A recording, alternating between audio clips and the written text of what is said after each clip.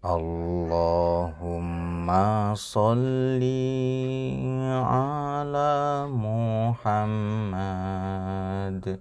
wa sholli ala ali Muhammad. Bismillahirrahmanirrahim. Tafsir surah An-Nazi'at yang mencabut, surah yang ke-79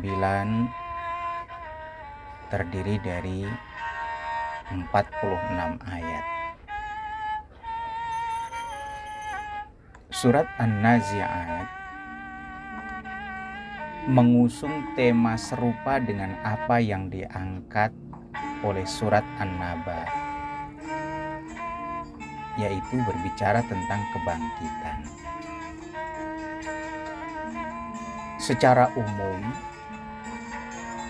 tema kebangkitan dalam surat An-Nazi'at dapat dibagi menjadi 6 bagian. Yang pertama,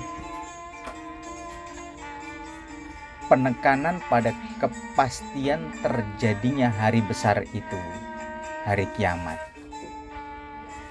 dan pembahasan yang difokuskan pada kejadian saat itu melalui pernyataan-pernyataan menyentuh. Yang kedua, menunjukkan pada satu bagian dari peristiwa-peristiwa yang menakutkan dan mengerikan di hari itu. Yang ketiga,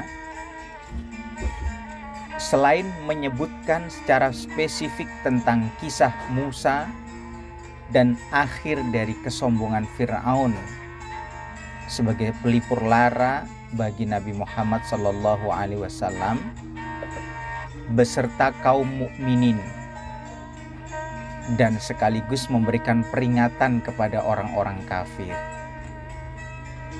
Surat ini juga memberi petunjuk nyata bahwa penolakan terhadap adanya kebangkitan menjadi penyebab berbagai perbuatan dosa.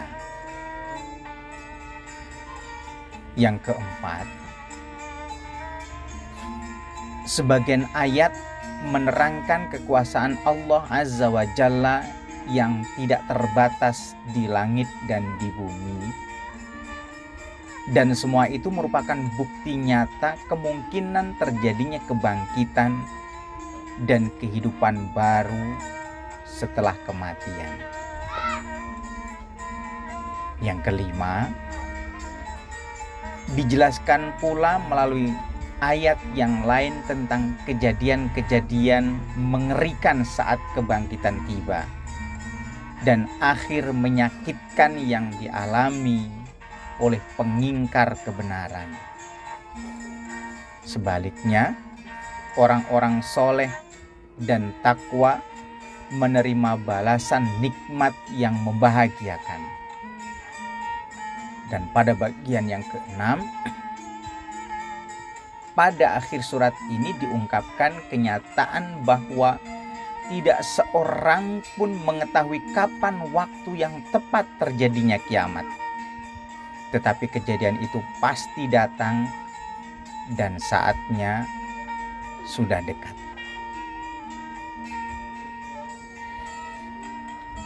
Nama Nazi'at berasal dari ungkapan yang terdapat dalam ayat pertama di surat ini.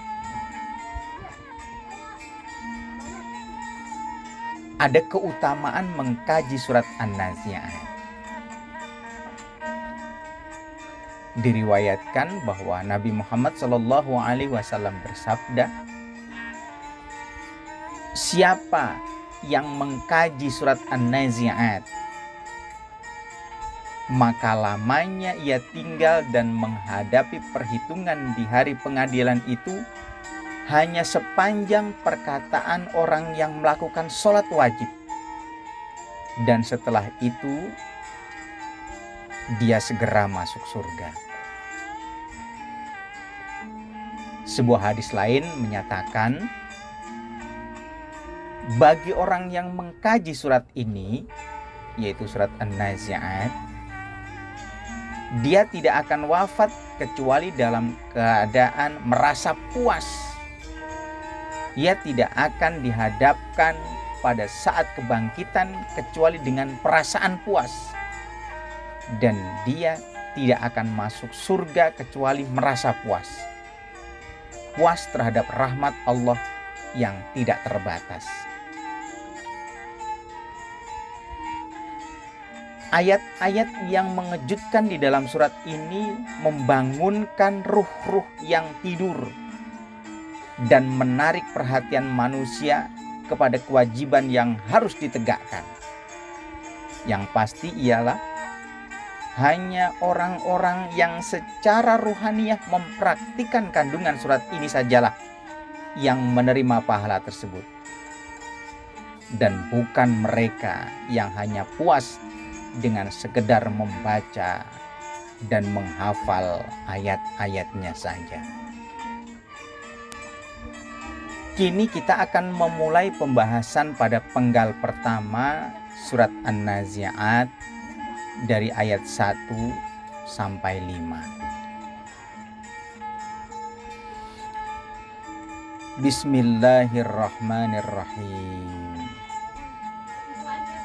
Wan-nazi'ati gharqa wan-nasyitati nashta was-sabihati sabha fas-sabiqati sabqa fal-mudabbirati amra.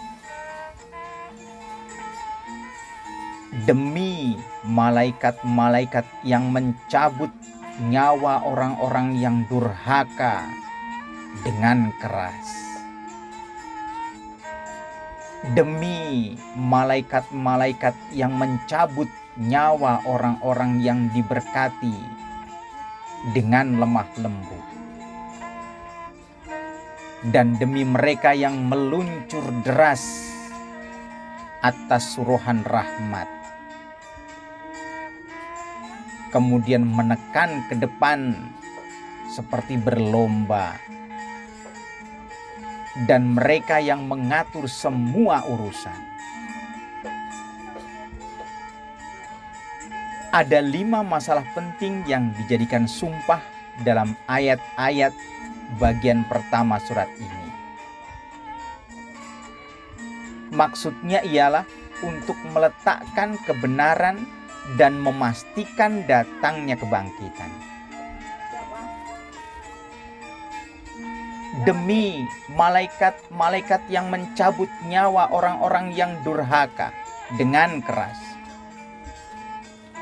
Demi malaikat-malaikat yang mencabut nyawa orang-orang yang diberkati dengan lemah lembut. Dan demi mereka yang meluncur deras atas suruhan rahmat,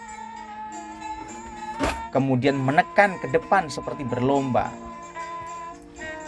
dan mereka mengatur semua urusan.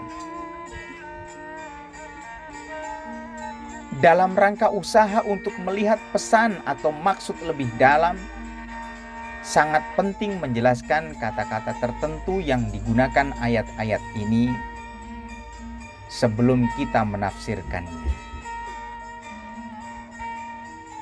Kata nazi'at berasal dari kata naza'a, yang berarti mencabut atau menarik dengan agak keras,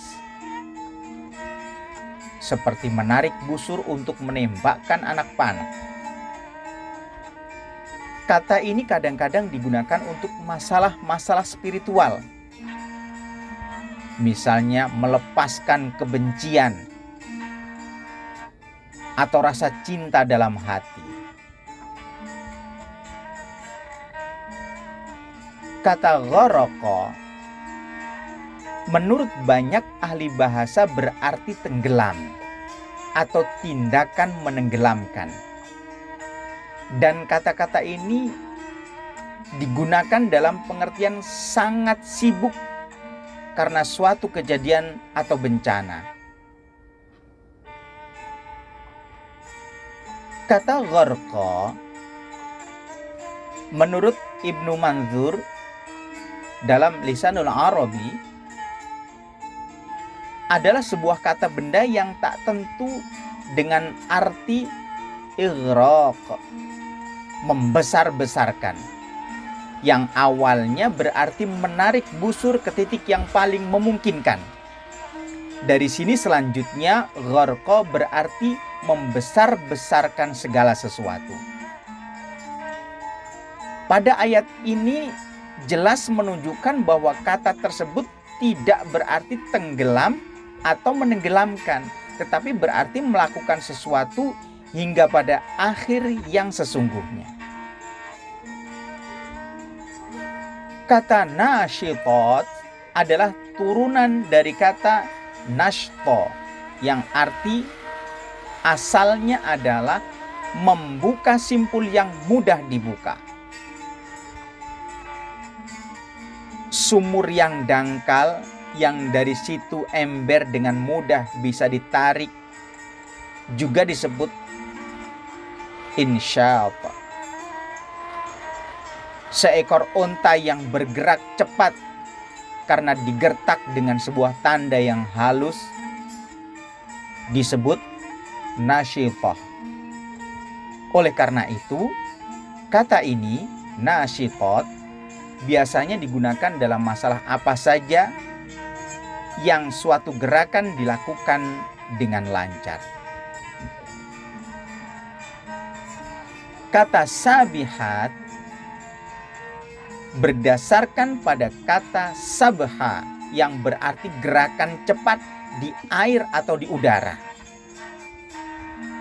Dari sini kata ini digunakan untuk arti berenang atau gerakan renang atau lari cepat atau melakukan urusan sehari-hari dengan cara cepat. Kata tasbih memuji Allah berasal dari kata yang sama, dari akar kata yang sama. Seakan-akan orang yang memuji Allah melakukannya dengan cepat dalam penyembahan. Kata sabiqat berasal dari kata sabaqah, artinya mendahului. Dan karena perbuatan itu biasanya tidak mungkin tanpa kecepatan penuh, maka kata ini kadang-kadang digunakan dalam pengertian kecepatan.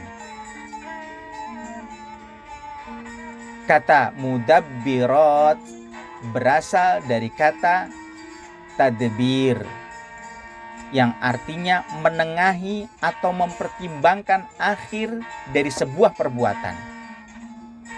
Dan karena dengan pertimbangan menyebabkan seseorang bisa merencanakan urusannya dengan cara lebih baik, maka kata ini digunakan dalam pengertian ini.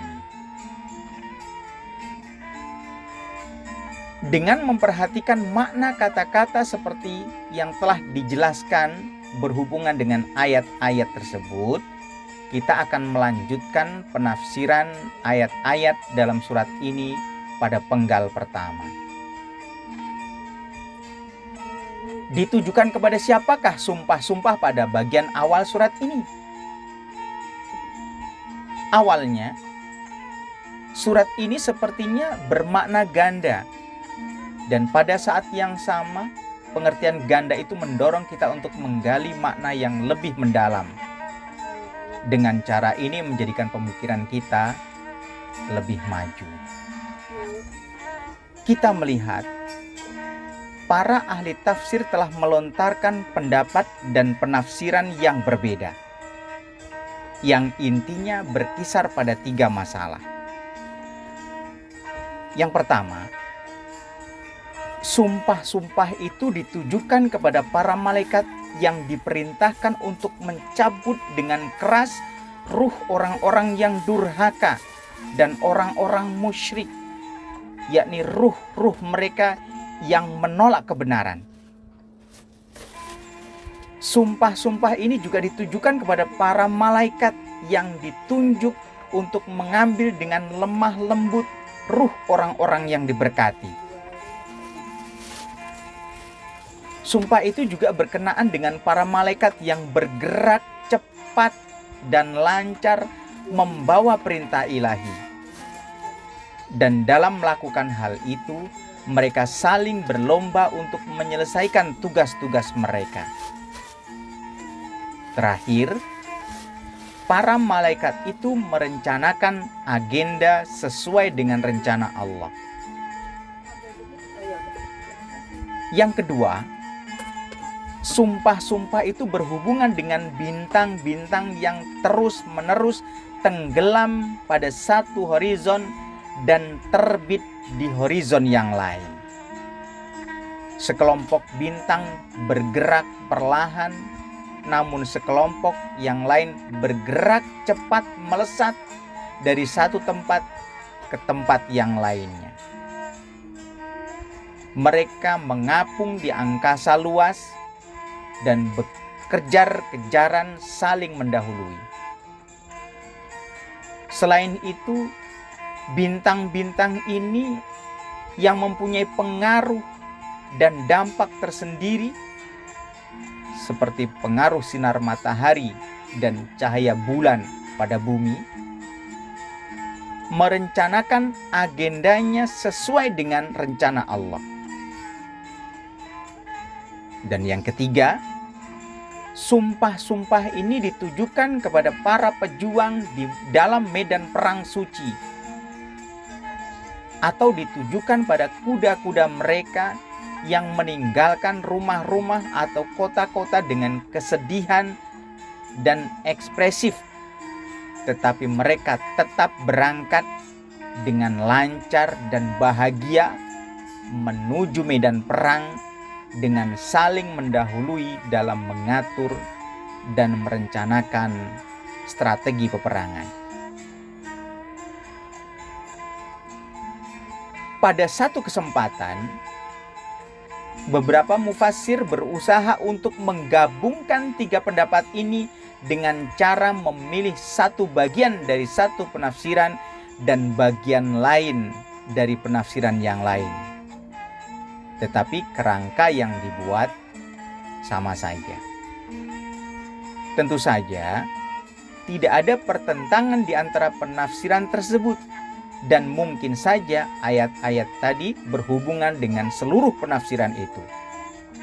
Tetapi secara keseluruhan, penafsiran pertama sepertinya paling sesuai jika dilihat dari kesesuaian dengan tema utama pembahasan surah, yaitu kebangkitan. Dan didukung dengan beberapa hadis yang datang dari jalur Ahlul Bait Nabi. Kini kita akan memasuki penggal kedua, dimulai dari ayat 6 sampai ayat 14. Yauma tarjufur rajifah tatba'uhar radifah qulubu yawma idzi wajifah absaruha khashi'ah yaquluna a inna lamarduduna fil hafirah a idza kunna 'idhaman nakhirah qalu tilka idzan karratun khasirah fa innama hiya zajratu wahidah fa'idha hum bisahirah. Hari ketika segala sesuatu berada dalam huru-hara yang mengguncangkan, diikuti oleh ledakan dahsyat lainnya. Hati manusia pada saat itu sangat takut. Pandangannya tertunduk. Orang-orang kafir itu berkata, apakah kami benar-benar akan dikembalikan kepada kehidupan yang semula? Apa? Ketika kami telah menjadi tulang belulang yang hancur lumat? Mereka berkata, kalau demikian, itu adalah suatu pengembalian yang merugikan. Tetapi pengembalian itu hanyalah dengan sekali tiupan saja. Maka saksikanlah, mereka akan dengan serta-merta hidup kembali. Kebangkitan itu akan terjadi hanya dengan satu tiupan dahsyat. Terjadinya kebangkitan seperti telah disebutkan ayat-ayat sebelumnya, diuraikan sebagai satu peristiwa yang ditegaskan dengan 5 sumpah tegas. Dalam pembahasan bagian kedua surah ini, ayat-ayatnya menguraikan tentang beberapa tanda dan peristiwa pada saat kebangkitan terjadi. Yauma tarjufur rajifah tatba'uhar radifah. Hari ketika segala sesuatu berada dalam huru-hara yang mengguncangkan, diikuti oleh ledakan dahsyat lainnya. Kata rajifah berasal dari kata rajfu, artinya guncangan atau gempa yang hebat. Berita-berita yang bersifat menghasut disebut ar-rajif. Karena hal itu menyebabkan masyarakat terguncang. Kata radifah berasal dari kata radfu, berarti orang atau benda bergerak saling mendahului. Banyak ahli tafsir berpendapat kata rajifah menjelaskan tentang kejadian pada tiupan trompet pertama yang diawali dengan gempa dan kehancuran alam semesta. Sedangkan kata radifah menjelaskan tiupan kedua yang ditandai dengan terjadinya kebangkitan dan dimulainya kehidupan baru. Ada juga ayat lain yang bernada mirip seperti yang terdapat dalam surah Az-Zumar, surat yang ke-39 pada ayat 68 yang menyatakan, dan trompet pasti akan ditiup. Ketika itu semua yang ada di langit dan di bumi pingsan, kecuali yang dikehendaki Allah. Kemudian ditiup trompet itu sekali lagi, maka tiba-tiba mereka berdiri menyaksikan. Sebagian ulama tafsir yang lain berpendapat, rajifah dimaksudkan untuk gempa yang akan menghancurkan bumi. Dan radifah berarti gempa yang akan memporak-porandakan langit. Tetapi sepertinya penafsiran pertama yang lebih tepat. Qulubu yauma idzi wajifah. Hati manusia pada saat itu sangat takut karena cemas menghadapi perhitungan dan hukuman hari pengadilan. Hati orang-orang durhaka, pendosa, dan zalim bergoncang keras. Kata wajifah berasal dari kata wajf yang berarti bergerak cepat. Sementara kata aujaf digunakan dalam arti membuat kuda atau unta bergerak cepat dengan lompatan panjang. Dan karena gerakan yang cepat menyebabkan guncangan dan kecemasan, maka kata ini juga digunakan dalam pengertian gejolak yang hebat. Kecemasan batin ini semakin hebat sehingga tampak pada sekujur tubuh orang-orang durhaka. Absaruha khasyi'ah, pandangannya tertunduk. Pada hari itu pandangan mata mereka tertunduk, tercengang, terpejam seakan-akan buta karena ketakutan. Kemudian batasan pembahasan berubah dari akhirat ke dunia. Yaquluna a inna lamarduduna fil hafirah. Mereka berkata gini, apa? Kami benar-benar akan dikembalikan kepada kehidupan semula? Kata hafirah berasal dari kata hafr. Arti asalnya adalah memanggil. Dan lubang hasil penggalian itu disebut hufroh, parit. Kuku hewan juga disebut hafir karena kuku bisa melubangi tanah. Bagaimanapun dalam hal ini kata hafirah digunakan dalam arti mulai atau keadaan semula atau kondisi semula. Aidza kunna 'idhaman nakhirah. Apa? Ketika kami telah menjadi tulang belulang yang hancur lumat. Inilah ungkapan yang selalu digunakan oleh para pengingkar kebenaran akan datangnya kebangkitan. Mereka mengatakan gagasan yang menyatakan tulang belundang yang sudah hancur lumat bisa hidup kembali itu adalah gagasan yang tidak bisa dipercaya. Karena jarak antara tulang belulang itu yang sudah hancur lumat menjadi debu dengan makhluk hidup terlalu jauh.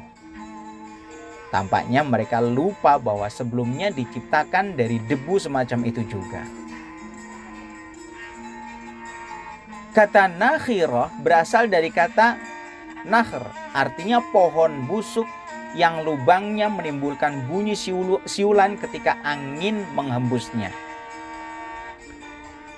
Suara nasal juga disebut nakhir. Dengan demikian, kata ini digunakan dalam pengertian apa saja yang busuk dan telah terpakai. Orang-orang ingkar tidak puas dengan gagasan kebangkitan sehingga mereka mengejeknya. Qalu tilka idzan karratun khasirah. Mereka berkata, kalau demikian, itu adalah suatu pengembalian yang merugikan. Dalam menafsirkan ayat ini, ada kemungkinan lain yang terjadi berkaitan dengan ungkapan pandangan mereka. Mereka yang ingkar itu hendak mengatakan, jika ada pengembalian semacam itu, maka akan terjadi pengulangan sia-sia. Pengembalian yang akan merugikan. Jika kehidupan ini baik, mengapa Allah tidak melanjutkan hal yang sama? Dan jika kehidupan ini buruk, mengapa ada pengembalian semacam itu? Memperhatikan kata hafirah yang berarti sebuah parit, maka ayat yang menyatakan apa? Kami akan dikembalikan kepada kehidupan semula juga bisa merupakan dalil atas penafsiran ini. Tapi sepertinya penafsiran pertama lebih umum digunakan.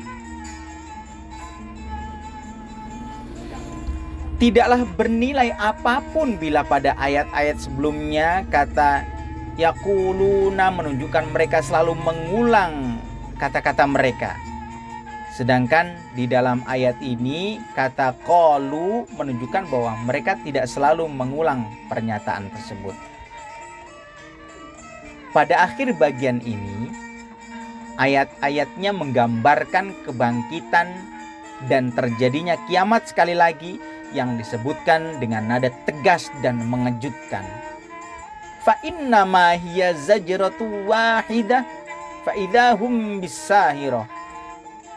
Namun hal itu hanyalah dengan satu kali tiupan. Maka saksikanlah, mereka akan dengan serta-merta hidup kembali. Ini berarti peristiwa kebangkitan bukanlah suatu perbuatan yang sulit dan rumit bagi Allah Azza wa Jalla.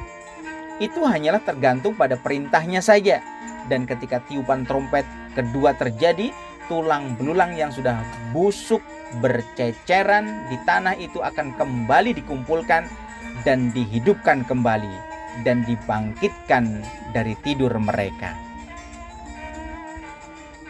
Kata zajrah yang berarti jeritan agar bergerak di sini dimaksudkan sebagai tiupan kedua.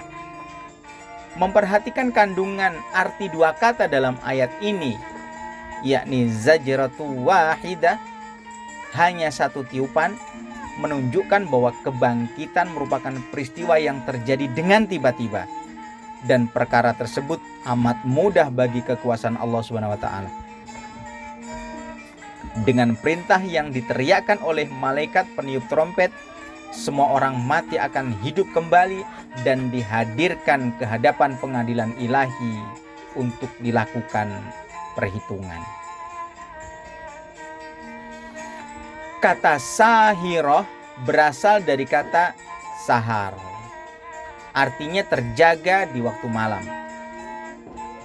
Dan karena peristiwa menakutkan ini mengganggu tidur orang di malam hari, juga karena negeri akhirat itu mengerikan bagi sebagian manusia, maka tempat berkumpul manusia tersebut dinamakan sahirah. Kata ini juga digunakan dalam arti padang pasir atau Sahara. Dan karena semua gurun pasir pada umumnya menakutkan dan mengganggu tidur manusia di malam hari. Kita memasuki penggal ketiga dari ayat 15 sampai 26. Hal ataka hadithu Musa idh nadahu rabbuhu bil wadil muqaddasi tuwa idhhab ila fir'auna innahu tagha faqul hal laka ila an tazakka wa ahdiyaka ila rabbika fatakhsha fa'arahul ayatal kubra fakadzdzaba wa 'asa thumma adbara yas'a fahasyara fanada faqala ana rabbukumul a'la fa'akhadhahu Allahu nakalal akhirati wal ula inna fi dzalika la'ibratan liman yakhsha. Sudahkah sampai kepadamu wahai Muhammad kisah Musa ketika Tuhan memanggilnya di lembah suci, yaitu lembah tua? Pergilah engkau kepada Fir'aun, sesungguhnya dia telah melampaui batas. Maka katakanlah kepada Fir'aun, adakah keinginanmu untuk membersihkan diri dari kesesatan? Dan engkau akan kupimpin ke jalan Tuhanmu agar engkau takut kepadanya. Lalu Musa memperlihatkan kepadanya mukjizat yang besar. Tetapi dia, Fir'aun, mendustakan dan mendurhakai. Kemudian dia berpaling seraya berusaha menentang. Kemudian dia mengumpulkan pembesar-pembesarnya, lalu berseru memanggil kaumnya. Seraya berkata, "Akulah Tuhanmu yang paling tinggi." Maka Allah menghukumnya dengan azab di akhirat dan siksaan di dunia. Sungguh, pada yang demikian itu terdapat pelajaran bagi orang-orang yang takut kepada Allah. Fir'aun berkata, "Ana rabbukumul a'la." Akulah Tuhanmu yang paling tinggi.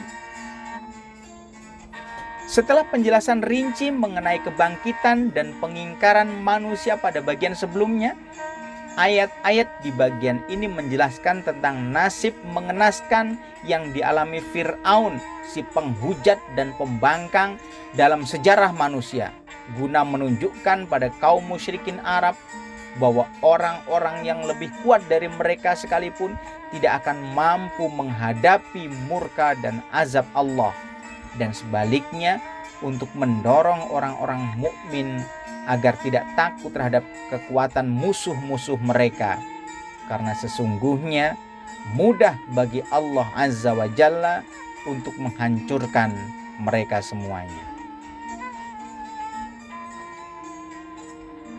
Hal ataka haditsu Musa?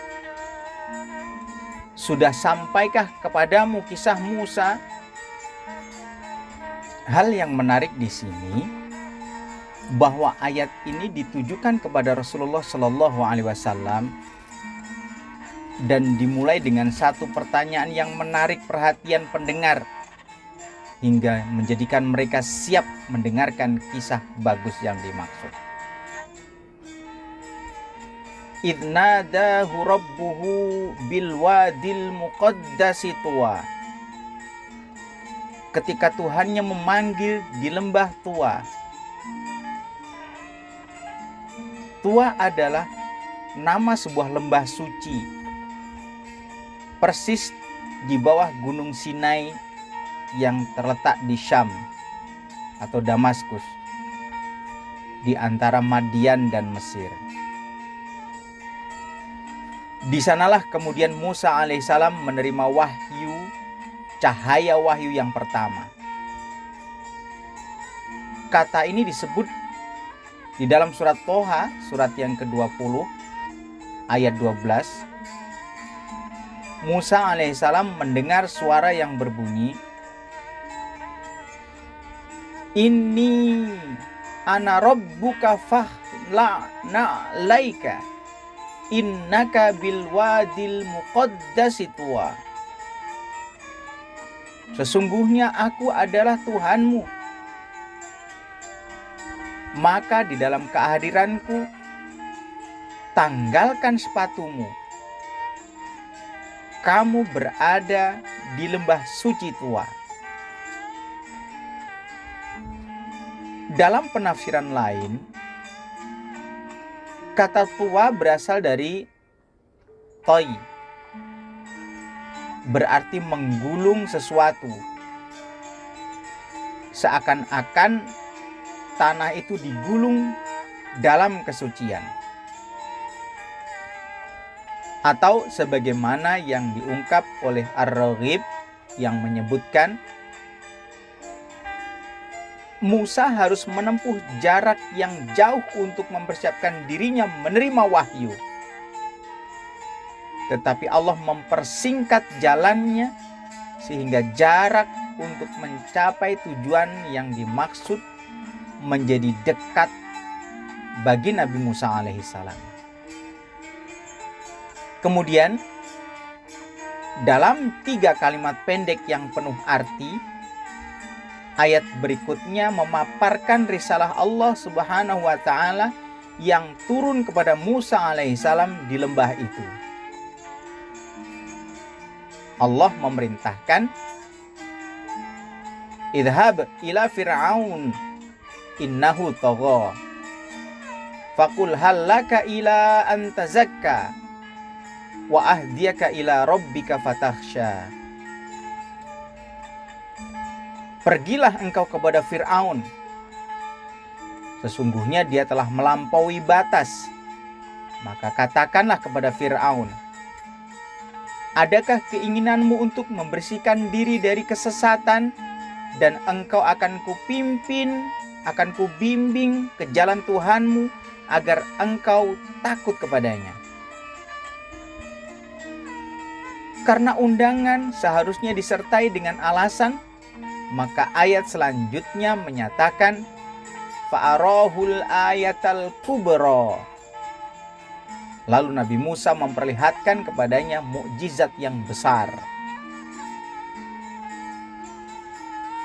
Mukjizat agung baik berupa tangan yang bercahaya putih atau tongkat yang berubah menjadi ular dan bergerak aktif, atau keduanya merupakan satu di antara mukjizat agung yang diandalkan Musa alaihissalam sebagai yang utama dari misi kenabiannya. Ada beberapa masalah yang menarik memperhatikan 4 ayat ini. Ayat 17-20 ini. Yang pertama, bahwa Nabi Musa saja diperintahkan agar menemui Fir'aun yang melampaui batas. Artinya, satu di antara misi agung yang dijalankan Nabi ialah membimbing orang-orang durhaka atau melawan mereka dengan tegas. Yang kedua, ajakan Nabi Musa alaihissalam kepada Fir'aun disampaikan dengan cara yang baik dan kata-kata damai. Allah Subhanahu wa taala memerintahkan Musa alaihissalam agar pergi menemui Fir'aun dan mengatakan, "Hal laka ila an tazakka?" Adakah keinginan bagimu untuk mensucikan diri dari dosa dan kesesatan? Cara yang dilakukan oleh Musa alaihissalam ini juga tercantum dalam surat Toha, surat ke-20, ayat ke-44 yang menyatakan, "Faqula lahu qawlan layyina." Tetapi bicaralah kepadanya dengan lemah lembut.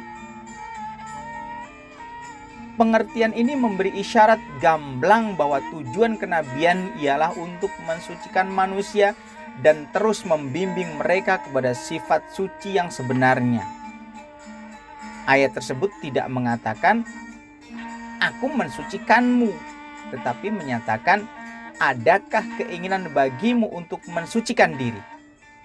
Ini mengindikasikan bahwa penyucian itu seharusnya berasal dari dalam diri dan niat orang itu sendiri, bukan karena paksaan dari luar.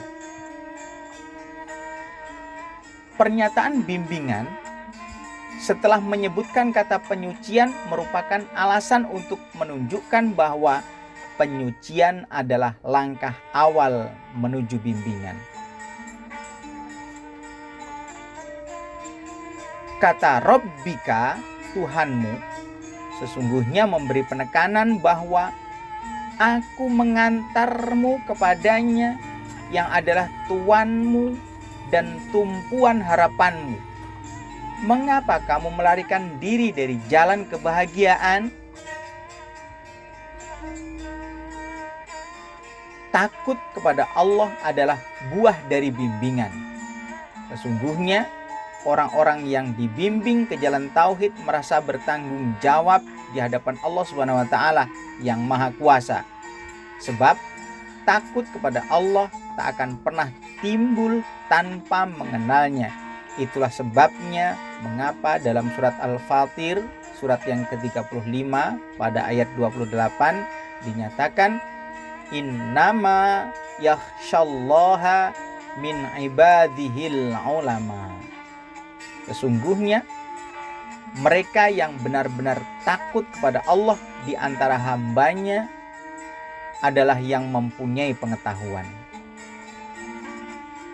Dan yang terakhir, yang ketujuh, Nabi Musa alaihissalam memulai seruan atau bimbingan dengan menarik sisi emosional Fir'aun. Kemudian ia menyampaikan bukti logis dan rasional, dan selanjutnya menunjukkan mukjizat agung. Keajaiban mengungkap fenomena secara luar biasa. Cara dakwah yang paling efektif seringkali dimulai dengan mempengaruhi sisi emosional manusia, kemudian dengan memaparkan alasan dan dalil yang logis atau rasional. Pembahasan selanjutnya ialah tentang Fir'aun dan reaksinya terhadap kata-kata yang penuh cinta dan kasih sayang, ajakan yang memikat dan rasional, dan selanjutnya dilanjutkan dengan mukjizat agung yang ditunjukkan Nabi Musa alaihissalam kepadanya. Sesungguhnya banyak bukti telah diberikan, tetapi Fir'aun dan kaumnya tetap berjalan dengan kesombongan. Fakadzdzaba wa 'asha, tetapi Fir'aun menolaknya dan tidak mengikuti bimbingan. Ini menunjukkan bahwa penolakan semacam itu merupakan penyebab utama perbuatan melampaui batas, seperti juga keimanan dan mengakui kebenaran yang menjadi penyebab timbulnya ketaatan. Fir'aun belum puas dengan hanya menolak bimbingan Nabi Musa alaihissalam. Tsumma adbara yas'a. Kemudian dia berpaling dan berjuang keras menentang Allah. Karena mukjizat Nabi Musa alaihissalam mengancam seluruh keutuhan kekuatan jahat Fir'aun, dia mengutus beberapa orang ke seluruh penjuru negeri untuk mengumpulkan beberapa ahli sihir terpilih dan memanggil masyarakat untuk datang guna melihat pertarungan antara tukang sihir yang paling tangguh di negerinya menghadapi Nabi Musa alaihissalam. Fahasyara fanada. Maka dia mengumpulkan pembesar-pembesarnya, lalu berseru memanggil kaumnya. Walaupun kata hasyara disebutkan sendirian di sini, tetapi dengan merujuk pada kata hasyirin yang terdapat dalam surat Al-A'raf, surat yang ke-7 ayat 111 sampai ayat 112 yang menyatakan qalu arjih wa akhahu wa arsil fil madaini hasyirin ya'tuka bikulli sahirin alim. Dan diutuslah ke berbagai kota beberapa orang guna mengumpulkan semua ahli sihir agar membawa kepadamu semua ahli sihir yang pandai. Dan juga merujuk pada kata nada, menyerukan, maka kata ini menunjukkan tentang undangan Fir'aun kepada kaumnya agar hadir untuk menyaksikan pertarungan itu. Ini didukung pula oleh pernyataan dalam surat Asy-Syu'ara, surat yang ke-26, ayat yang ke-39, yang menyatakan waqila linnasi hal antum mujtami'un, dan diserukan kepada kaumnya, apakah kalian sekarang telah berkumpul? Fir'aun tidak berhenti dengan makar ini, dan dia menyatakannya dengan pernyataan paling buruk.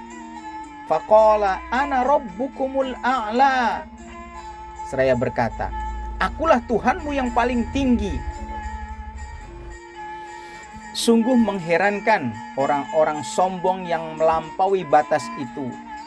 Ketika berada di puncak kesombongan, ternyata tidak lagi mengenal, dan mereka tidak puas dengan pengakuannya sebagai Tuhan. Bahkan mereka ingin diakui sebagai Tuhan dari semua Tuhan. Ungkapan ini serupa dengan pernyataan, jika kamu menyembah berhala, maka itu baik. Tetapi aku paling tinggi dari semua berhala, dan aku adalah Tuhanmu yang paling tinggi. Hal lain yang menarik, Fir'aun sendiri juga seorang penyembah berhala, seperti diungkapkan dalam surat Al-A'raf, surat yang ke-7 ayat ke-127. Wa qalal mala'u min qaumi fir'auna atadharu Musa wa qaumahu liyufsidu fil ardi wa yadharaka wa alihatak. Apakah kamu membiarkan Musa dan kaumnya untuk membuat kerusakan di negeri ini, di negeri Mesir, dan meninggalkan kamu serta Tuhan-Tuhanmu? Namun di sini ketika Fir'aun mengaku sebagai Tuhan mereka yang tertinggi, berarti dia menganggap dirinya sendiri masih lebih tinggi dari Tuhannya sendiri. Dan ini tentunya satu pernyataan gila, tidak rasional, dan sia-sia dari orang-orang yang melampaui batas. Yang lebih mengherankan lagi ialah seperti yang dibeberkan dalam surat Al-Qasas, surat yang ke-28, ayat 38, dengan kalimat ma alimtu lakum min ilahin ghairi. Aku tidak mengetahui Tuhan bagimu selain diriku. Dan dalam surat yang sedang kita bahas ini, lebih jauh Fir'aun berkata, ana rabbukumul a'la. Aku Tuhanmu yang paling tinggi. Perilaku Fir'aun ini mewakili puncak pembangkangan seseorang. puncak pembangkangan paling parah tersebut pantas menerima azab paling menyakitkan. Fir'aun dan pejabat-pejabat dekatnya layak binasa. Itulah sebabnya mengapa pada ayat berikutnya menyatakan fa'akhadhahullahu nakalal akhirati wal ula. Maka Allah mengazabnya dengan azab yang bisa dijadikan peringatan di akhirat dan dalam kehidupan dunia ini. Kata nakal arti sesungguhnya ialah kelemahan dan ketidakmampuan. Kata ini dapat digunakan untuk menyebut seseorang yang tidak mampu membayar hutang. Oleh karena hukum ilahi membuat manusia lemah dan menghentikannya dari perbuatan dosa, maka maksud yang terkandung dalam ayat disebutkan dengan kata nakal. Kata nakal al-akhirah berarti hukuman akhirat. Ialah yang mengazab Fir'aun dan kaumnya. Mengingat pentingnya peringatan tersebut, ungkapan itu disebut lebih dahulu dalam ayat ini. Sementara kata ula, kehidupan terdahulu yang berarti azab di dunia ini, disebutkan setelahnya. Azab yang disebutkan kedua inilah yang menghempaskan Fir'aun beserta seluruh pengikutnya ke dalam lautan. Ada penafsiran lain menyatakan bahwa ula berarti kata pertama Fir'aun yang dikatakan ketika mengakui sebagai Tuhan, dan akhirah merujuk pada kata terakhir yang dikatakan Fir'aun ketika mengaku dirinya sebagai Tuhan yang paling tinggi. Kemudian Allah Subhanahu wa ta'ala mengazabnya karena dua pernyataan yang menghujat ini, bahkan ketika Fir'aun masih hidup. Pendapat ini merujuk kepada sebuah riwayat dari Imam Baqir yang menyampaikan bahwa 40 tahun telah berlalu antara kejadian dua pernyataan itu, yang artinya bahwa Allah tidak hanya sekedar mengazab untuk menyelesaikan hujjah. Penafsiran ini lebih sesuai dengan kata akhadha yang merupakan kata kerja bentuk lampau yang menunjukkan azab itu benar-benar dilaksanakan di dunia, di samping ayat selanjutnya memandang peristiwa itu sebagai suatu pelajaran. Inna fi dzalika la'ibratan liman yakhsha. Sesungguhnya pada yang demikian itu terdapat pelajaran bagi orang-orang yang takut kepada Allah. Ayat ini dengan jelas menunjukkan bahwa mengambil hikmah dan pelajaran dari peristiwa sejarah hanya bermanfaat bagi mereka yang mempunyai rasa takut kepada Allah yang Maha Agung dan memiliki perasaan tanggung jawab di dalam hati mereka. Demikianlah nasib akhir Fir'aun si penghujat, sebagai sebuah contoh agar orang-orang kafir dan musyrik dari pemuka Arab dan bagi orang-orang yang mengikuti cara-cara Fir'aun di setiap zaman mengerti akan fakta-fakta tersebut dan mengetahui bahwa hukum Allah selalu benar, tegas, dan tidak dapat diubah. Kita memasuki penggal keempat, dimulai dari ayat 27 sampai ayat ke-33. A'antum asyaddu khalqan amis sama'u banaha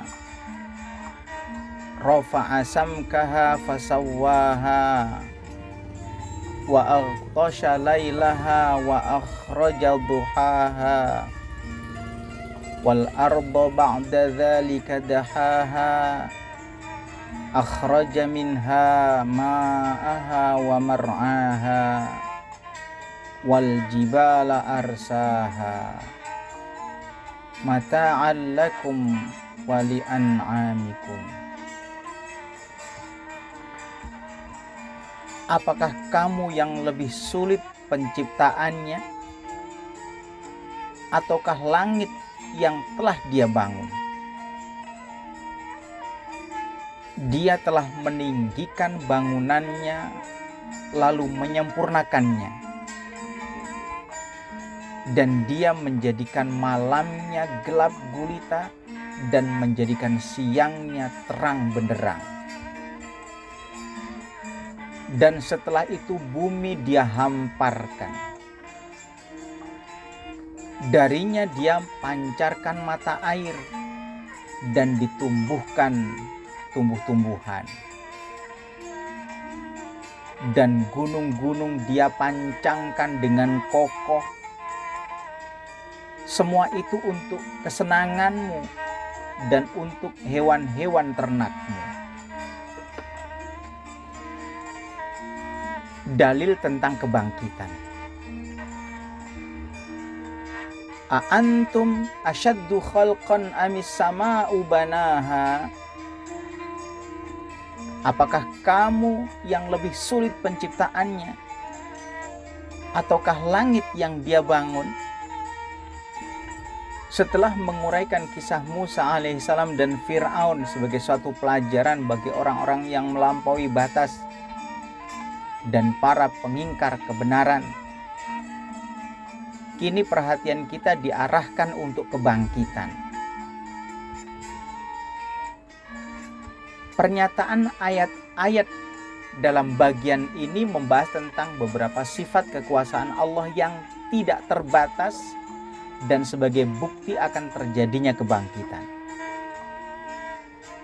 Ayat-ayat bagian ini memberikan penjelasan mengenai sebagian dari karunia tidak terbatas dari Allah SWT yang diberikan kepada manusia guna membangkitkan rasa syukur dalam jiwa mereka, yang merupakan salah satu sumber paling efektif untuk mengenal Allah. Ayat pertama ditujukan kepada orang-orang yang ingkar terhadap kebangkitan. Dengan kalimat menggugah, ayat ini bertanya, A'antum asyaddu khalqan amis sama'u banaha? Apakah kamu yang lebih sulit penciptaannya, ataukah langit yang Dia bangun? Pada dasarnya ayat ini hendak menjawab pertanyaan mereka yang meragukan kebangkitan, seperti disebutkan dalam ayat-ayat sebelumnya. Yaquluna a inna lamarduduna fil hafirah. Mereka berkata, apa? Kami benar-benar akan dikembalikan kepada kehidupan semula? Ayat ini mengatakan bahwa mereka yang mempunyai tingkat pemahaman yang baik tentu menyadari akan ciptaan langit yang begitu tinggi dan besar, serta benda-benda angkasa dan galaksi-galaksi yang tak berujung itu, yang tidak sebanding dengan penciptaan manusia. Mungkinkah Tuhan yang memiliki kekuasaan menciptakan alam raya tidak sanggup mengembalikan manusia kepada kehidupan selanjutnya? Rafa'a samkaha fasawwaha. Dia meninggikannya lalu menyempurnakannya. Kata samka awalnya berarti ketinggian. Kata ini juga digunakan dalam pengertian atap. Dalam tafsir Kabir, Fakhruddin Muhammad Razi mengatakan, jika kita mengukur sesuatu dari puncak hingga dasarnya, maka hal itu disebut kedalaman atau umqa.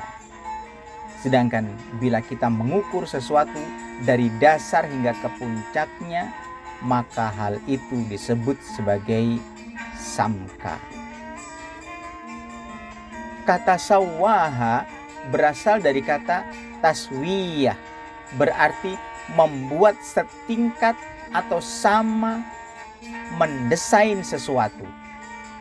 Dalam pembahasan di sini, kata tersebut diterapkan dengan arti keteraturan yang tepat yang mendominasi seluruh benda-benda angkasa.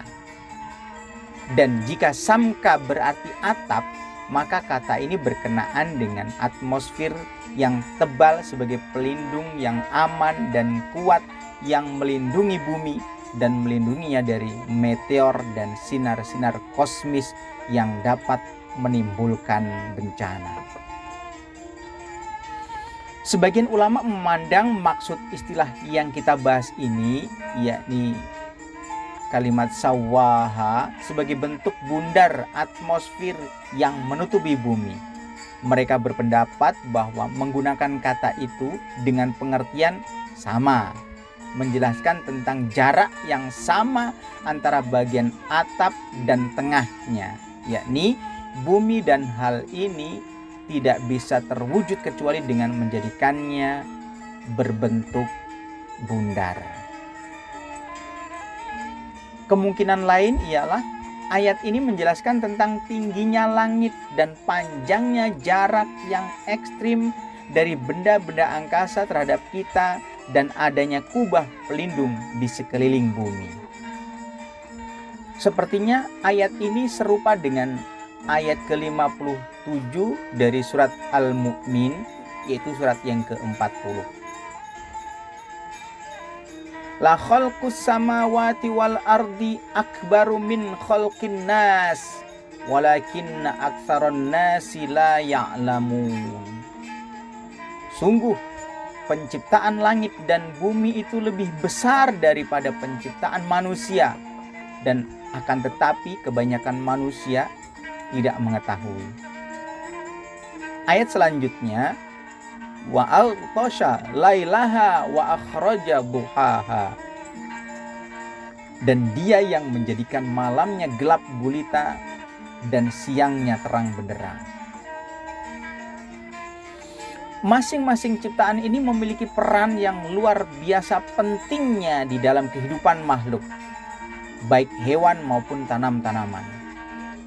Manusia tidak bisa hidup tanpa sinar matahari, karena semua bahan makanan, indera, dan gerakan manusia tergantung padanya.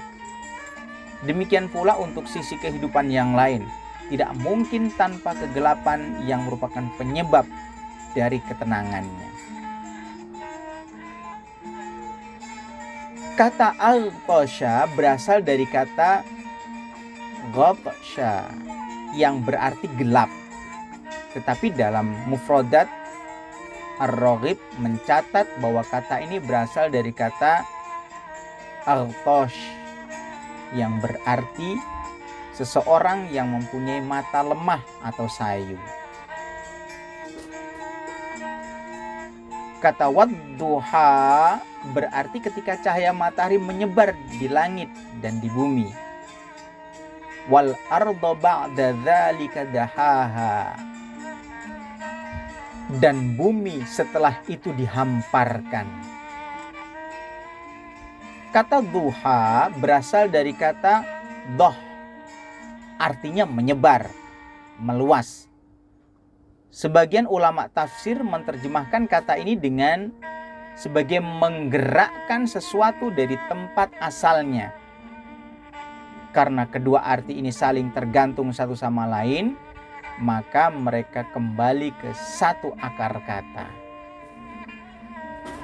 Arti objektif dari dohwul ard ialah permukaan bumi seluruhnya digenangi air dari curah hujan.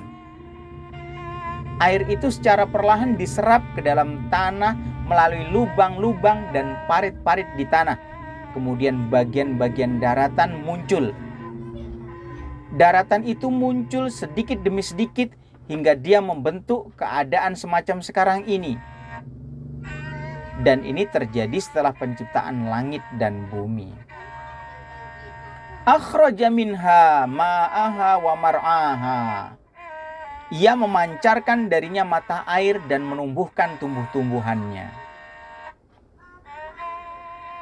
Pandangan ini menunjukkan bahwa air tersimpan dalam lapisan-lapisan bumi.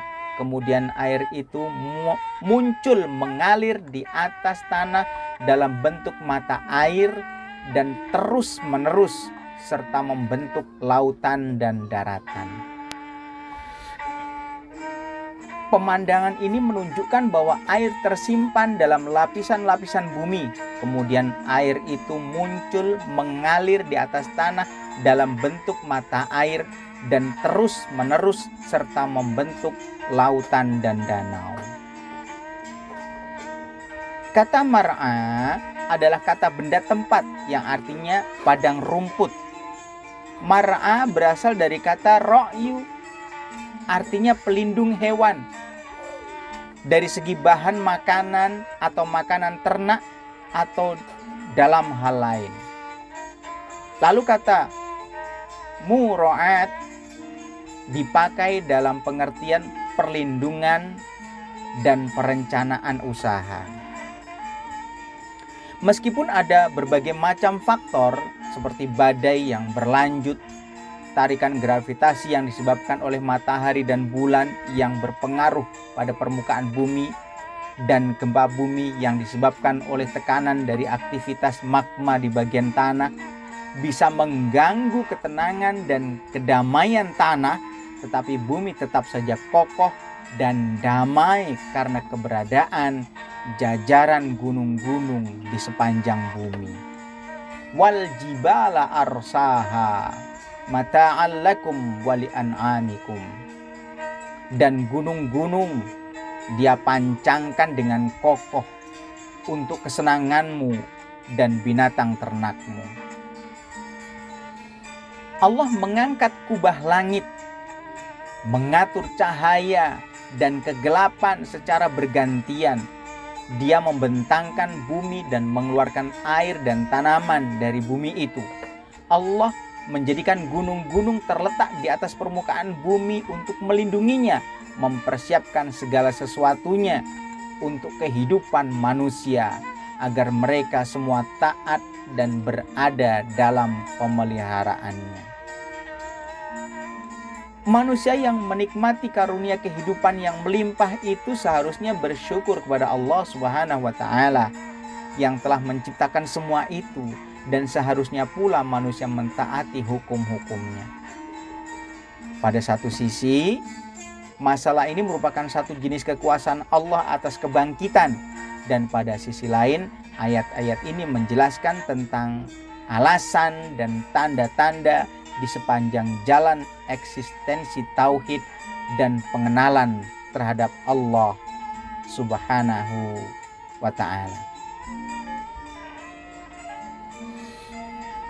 Kini kita memasuki penggal kelima dari surat An-Nazi'at, dari ayat 34 sampai 41. Fa'idha ja'atit tammatul kubra yauma yatadzakkarul insanu ma sa'a wa burrizatil jahimu liman yara wa amma man tagha wa atharul hayatad dunya fa innal jahima hiyal ma'wa wa amma man khafa maqama rabbih wa nahan nafsa 'anil hawa fa innal jannata hiyal ma'wa. Maka apabila malapetaka besar atau hari kiamat telah datang, yaitu pada hari ketika manusia teringat akan apa yang telah dikerjakannya, dan neraka memperlihatkan dengan jelas kepada setiap orang yang melihat, maka adapun orang yang melampaui batas dan lebih mengutamakan kehidupan dunia, maka sungguh nerakalah tempat tinggalnya. Dan adapun orang-orang yang takut kepada kebesaran Tuhannya dan menahan diri dari keinginan hawa nafsunya, maka sungguh surgalah tempat tinggalnya. Orang-orang yang menahan diri dari keinginan hawa nafsunya. Untuk melanjutkan rincian tentang kebangkitan yang diuraikan di dalam ayat sebelumnya, ayat-ayat berikut menjelaskan tentang tujuan akhir orang-orang yang takut kepada Allah dan nasib mereka, para pembangkang yang mengikuti hawa nafsunya.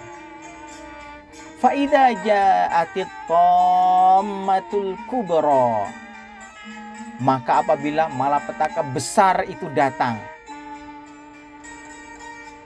Kata tammah berasal dari kata tom, yang aslinya berarti mengisi. Apa saja yang berada dalam keadaan yang tinggi disebut tammah.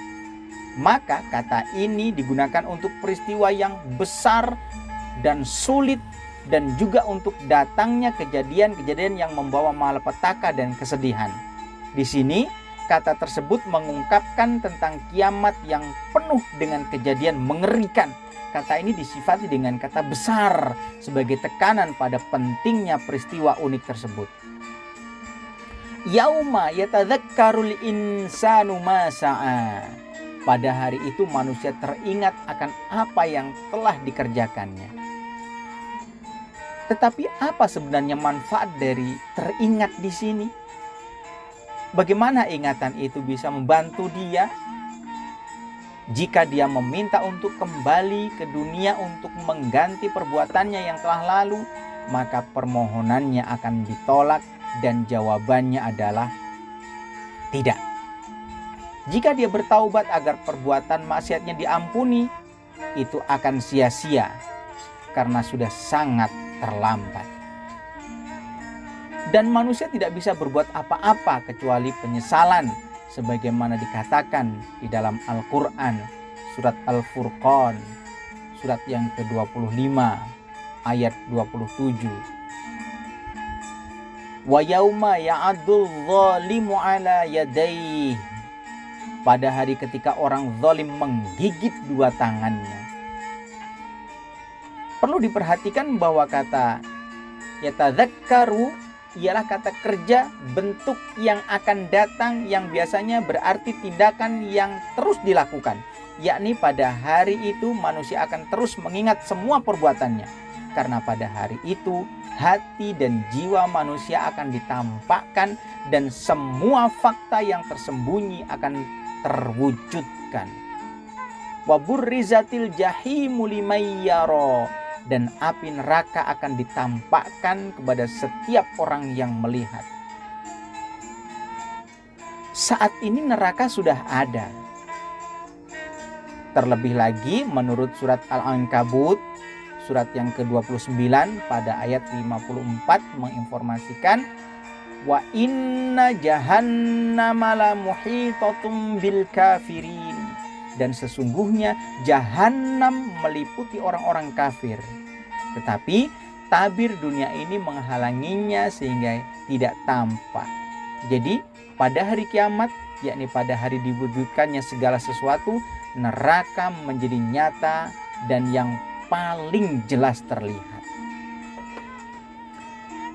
Kata liman yaro, bagi yang melihat, menjelaskan bahwa neraka pada hari itu akan demikian jelas terlihat, sehingga setiap orang yang bisa melihat tanpa kecuali.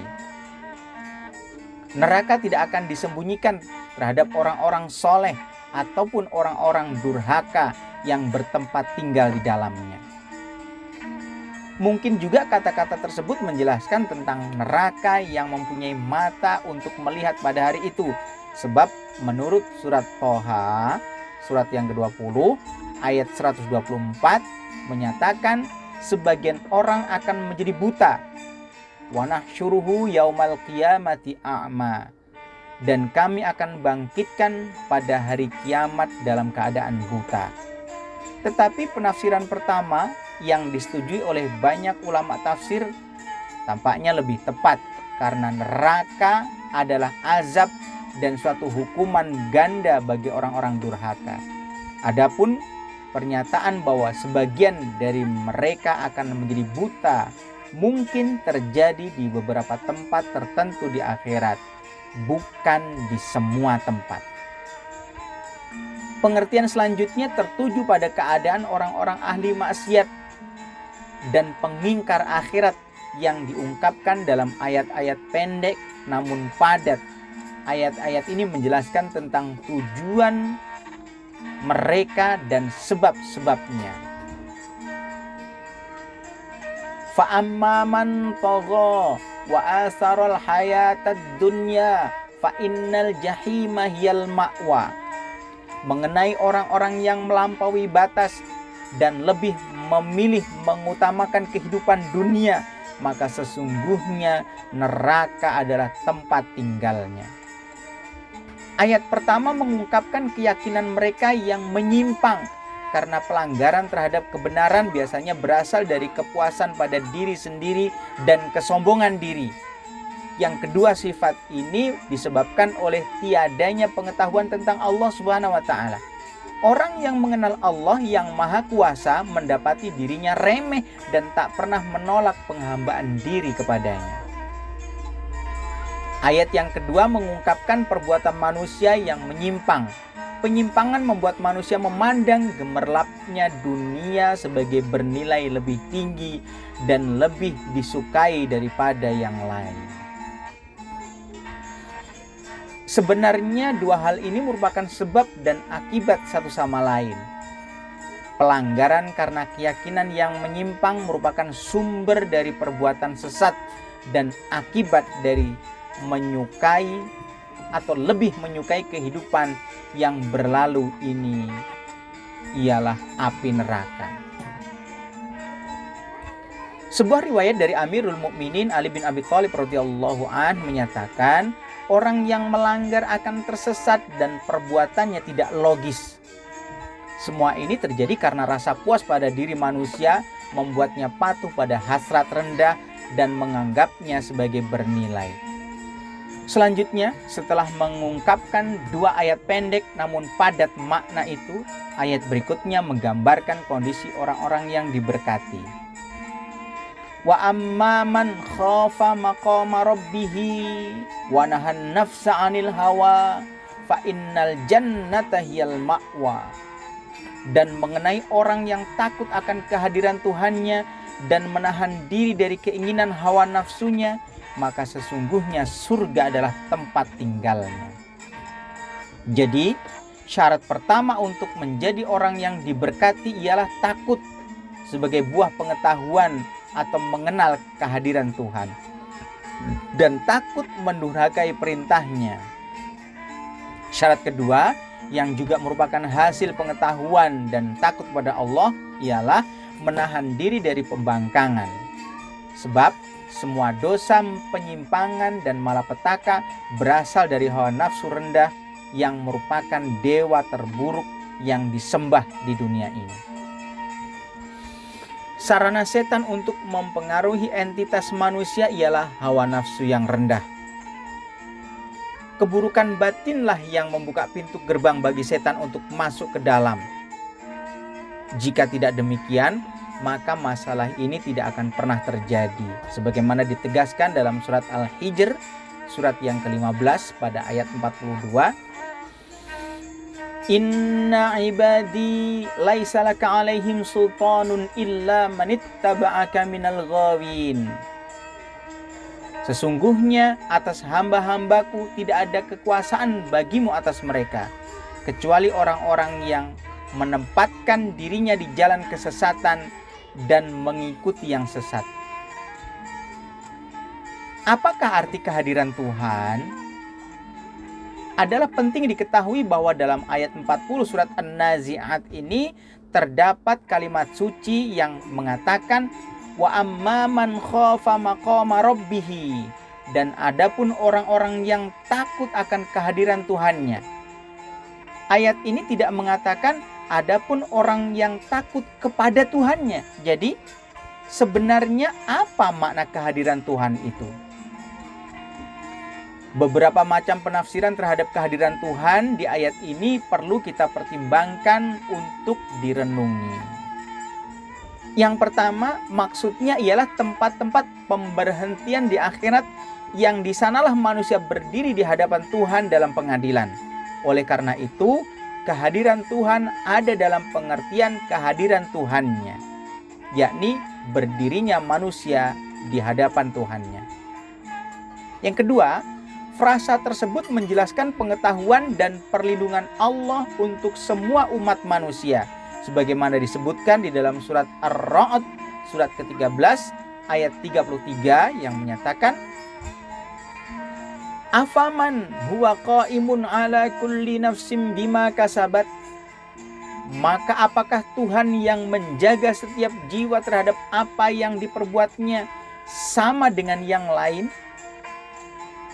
Dalil berikutnya untuk menafsirkan ini adalah hadis yang diriwayatkan oleh Imam Ja'far Shadiq yang berkata, orang yang mengetahui bahwa Allah melihatnya, mendengar apa yang dia ucapkan, tahu apa yang dia lakukan, baik atau buruk, dan kesadaran ini membuat mereka menghindar dari melakukan dosa, maka dia yang takut akan kehadiran Tuhannya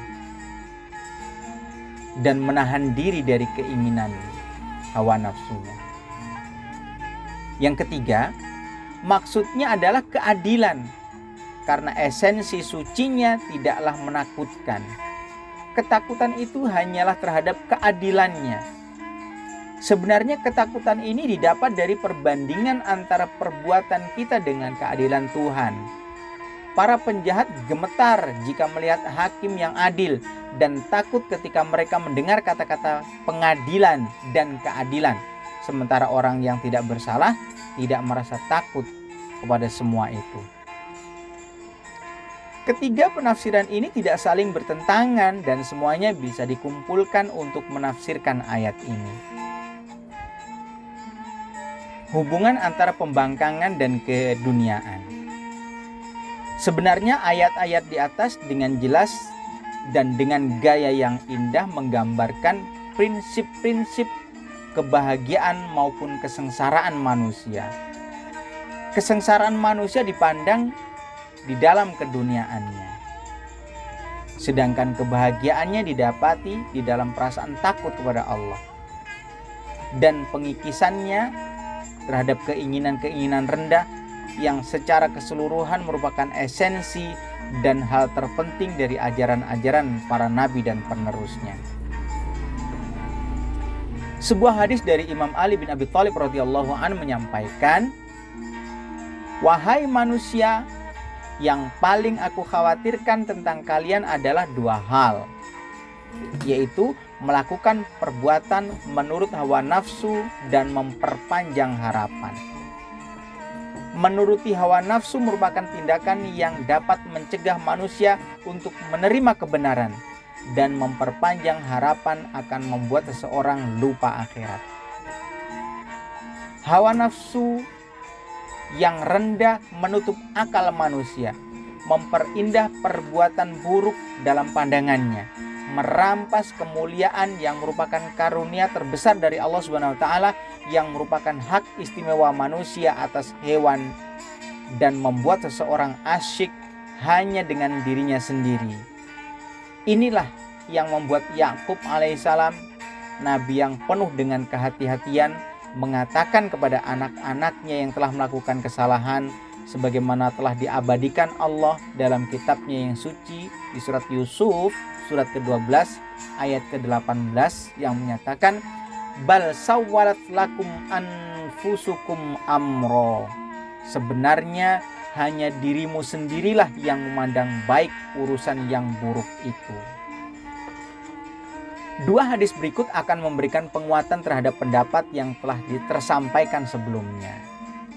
Hadis pertama datang melalui Imam Muhammad bin Ali Zainal Abidin yang beliau menyampaikan, surga diliputi kepedihan dan kesabaran. Jadi orang yang sabar dalam penderitaan dan kerja keras di dalam hidupnya akan menikmati surga. Sementara neraka diliputi oleh kesenangan dan hawa nafsu yang haram. Jadi orang yang membiarkan dirinya menuruti keduanya, kesenangan dan hawa nafsunya, akan masuk ke dalam neraka.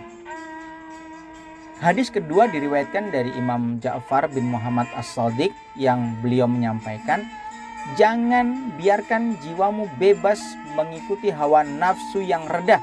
Sesungguhnya hawa nafsu yang rendah menyebabkan kematian jiwamu, dan jika kamu membiarkan jiwamu terbiasa mengikuti hawa nafsu yang rendah, maka hal itu menyebabkan kepedihan bagi jiwamu. Sedangkan menjauhkan diri dari hawa nafsu rendah merupakan obat baginya. Balasan bagi hawa nafsu dan keinginan yang rendah itu bukan hanya api di akhirat, tetapi juga api yang menyala di dunia ini. Misalnya ancaman, kekacauan, perang, pembunuhan, konflik, kebencian, dan dendam yang semuanya berasal dari dua hal tersebut. Dalam kandungan ayat-ayat ini, manusia dipilah menjadi dua golongan.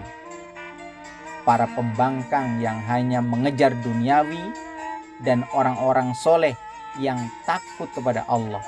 Tempat tinggal yang permanen bagi orang yang pertama ialah neraka, dan tempat tinggal yang abadi golongan kedua adalah surga.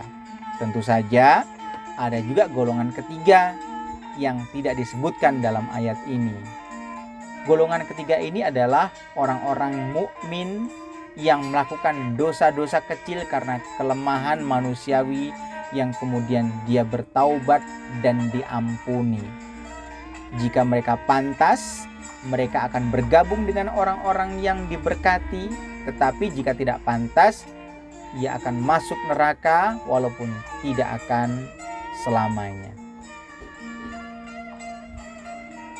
Yang terakhir, penggal ke-6 dari surat An-Nazi'at terdiri dari ayat yang dimulai dari ayat 42 sampai 46. Yas'alunaka 'anis sa'ati ayyana mursaha fima anta min dzikraha ila rabbika muntahaha innama anta munziru may yakhshaha ka'annahum yawma yarawnaha lam yalbathu illa 'ashiyatan aw duhaha. Mereka orang-orang kafir bertanya kepadamu, wahai Muhammad, tentang hari kiamat. Kapankah terjadinya? Untuk apa engkau perlu menyebutkannya waktunya? Kepada Tuhanmu lah dikembalikan kesudahannya atau ketentuan waktunya. Engkau, wahai Muhammad, hanyalah pemberi peringatan bagi siapa yang takut kepada hari kiamat. Pada hari ketika mereka melihat hari kiamat itu karena suasananya hebat, mereka merasa seakan-akan hanya sebentar saja tinggal di dunia pada waktu sore atau pagi hari. Hanya Allah yang tahu tentang waktu terakhir itu, yaitu waktu kebangkitan. Sebelum masuk ke bagian pembahasan berikut ini, telah dibahas tentang akhirat dan nasib akhir dari orang-orang soleh dan orang-orang zolim pada hari pembalasan. Ayat-ayat berikut ini memfokuskan pembicaraan pada pertanyaan umum dari orang-orang yang mengingkari kebangkitan. Yas'alunaka 'anis sa'ati ayyana mursaha. Mereka bertanya kepadamu tentang waktu itu. Kapan akan terjadi? Menjawab pertanyaan ini, Al-Quran menjelaskan kepada Rasulullah SAW agar memberikan pengertian kepada manusia bahwa tak seorang pun tahu kapan peristiwa besar yang terakhir itu akan terjadi. Fima anta min dzikraha. Siapakah kamu sehingga dapat menyebutkan waktunya? Jika waktu terjadinya kiamat itu tidak diketahui oleh Rasulullah SAW sekalipun, maka apalagi orang lain. Ini adalah pengetahuan gaib yang secara eksklusif semata-mata hanya milik Allah Subhanahu wa Ta'ala dan di luar jangkauan semua makhluk.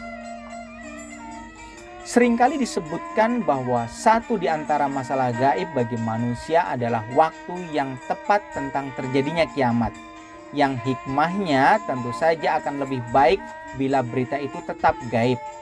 Karena jika waktu yang ditentukan itu terbuka bagi semua orang, dan ternyata masih lama waktu terjadinya, maka setiap orang akan tenggelam dalam pengabaian.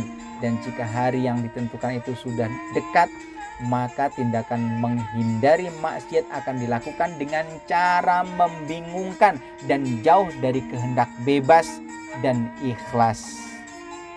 Yang keduanya, tiada guna dari sudut pandang pendidikan.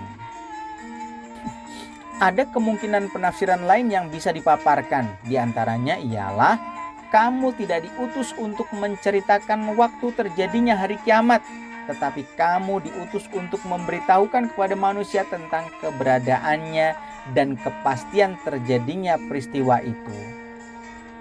Selain itu, pengangkatanmu sebagai Rasul menunjukkan bahwa hari kiamat sudah dekat.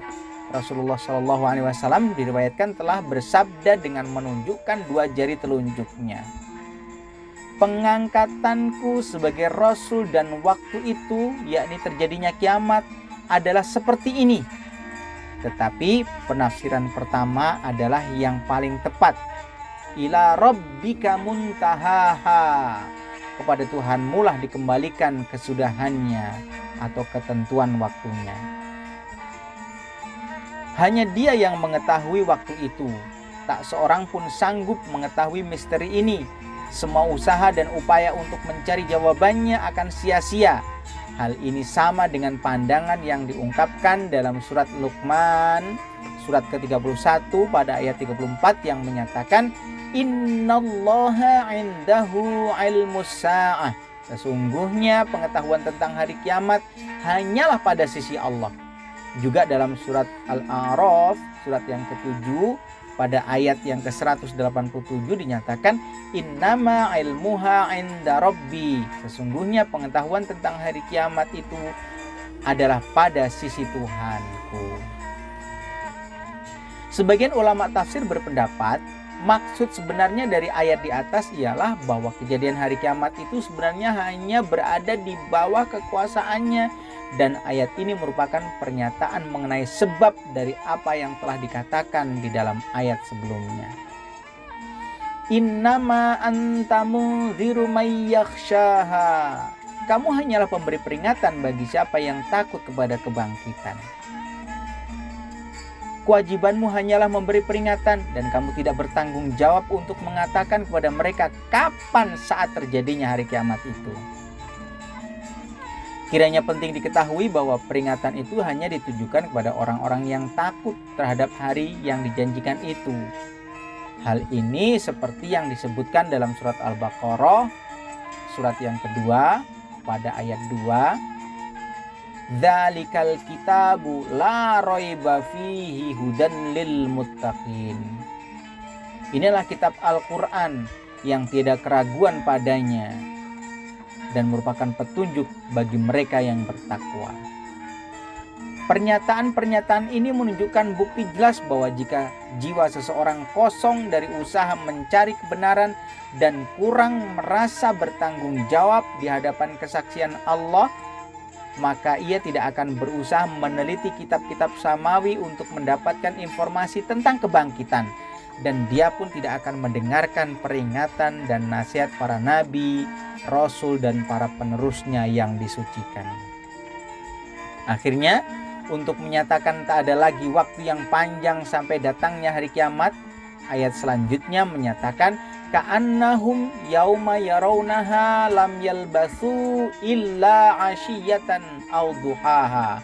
Pada waktu mereka melihat hari itu, mereka seakan-akan tidak tinggal di dalam kubur mereka, melainkan sebentar saja di waktu sore atau pagi hari. Lamanya kehidupan di dunia ini dan waktu di alam barzakh berlangsung demikian cepat sehingga ketika mereka dibangkitkan kembali di hari kiamat itu, waktu yang tampak bagi mereka seakan-akan hanya beberapa jam saja. Gagasan bahwa kehidupan di dunia ini sedemikian singkat dan berlalu cepat memang praktis dan benar. Dan jika dibandingkan dengan akhirat, maka masa kehidupan di seluruh alam semesta ini seperti hanya sesaat. Kata asyiyah berarti malam. Dan kata duha digunakan di dalam pengertian saat ketika matahari telah terbit dan cahaya sinarnya telah menyebar.